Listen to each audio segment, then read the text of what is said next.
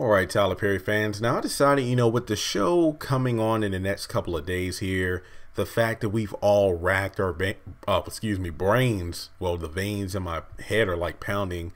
My brain is sore from the subject, and I've said it before, time and time again, that the Veronica topic is like, oh my God, I'm just waiting for it to get over with. But honestly, the fact that my video has Veronica's death been confirmed has officially become the second most viewed video on my channel with over 177,000 views. I think my top video has around 197,000 views. So I don't know, within the next week or so, that video might become the #1 video on this channel. So Veronica is definitely giving me the views, but I am just like, get to the point. I want to know what happens. So hopefully when the show comes back on, the channel will skyrocket, because the fact that it's been doing so well, of course, thanks to you all during the off season, I don't even want to begin to wrap my mind around the fact that once the show begins on Tuesday, hopefully this means more people will be, Googling and YouTubing have and have nots and now pop up. So some of my videos I've been doing in the off season will get more hits. But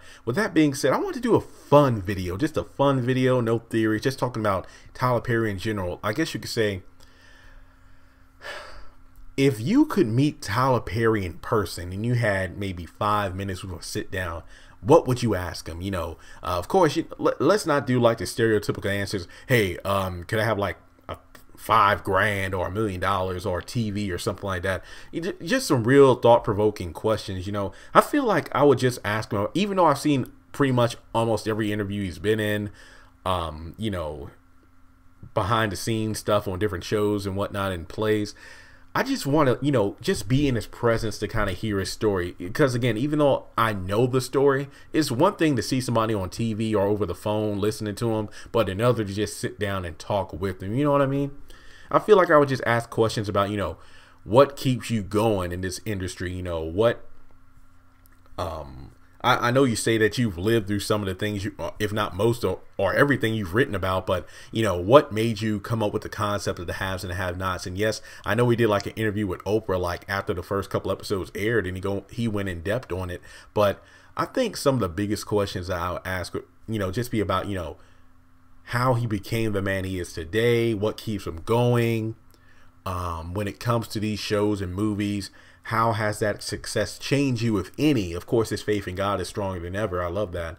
But I just want to ask those tough questions that have been racking my brain. And as somebody who's, on YouTube, that'll be a great inspiration to kind of spice up my channel, do different things and this and that. I mean, also, just the fact that, being able to thank him in person for creating such great content for everybody. Like, yeah, not everything is a have and have not success in my mind. Obviously, like, oh man, maybe his Medea movie isn't as good as his other show, but the fact that it's still making money, yeah, even though it's successful, is great. I mean, I'm just one person with an opinion. A lot of you feel the same way about those movies, but same thing with like Taylor Swift's music and whatnot, or Kevin Hart in his stand-up. Even though some of his latest material might not be as good as, like, What Now? I didn't think that was that funny at all. I felt like, that was a bit, well, that's an entirely separate topic, but I just wasn't feeling that stand-up special. But the fact that he's still selling out arenas, touring and whatnot, I can't knock the guy because he's one of the hardest working people in the industry.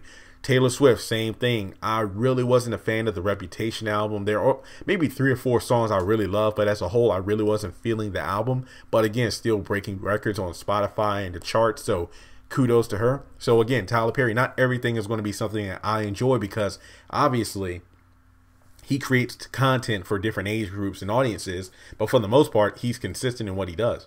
But, with that being said, I just wanted to ask the question, if you were to have like a 5-minute sit down with Tyler Perry, what would you ask him?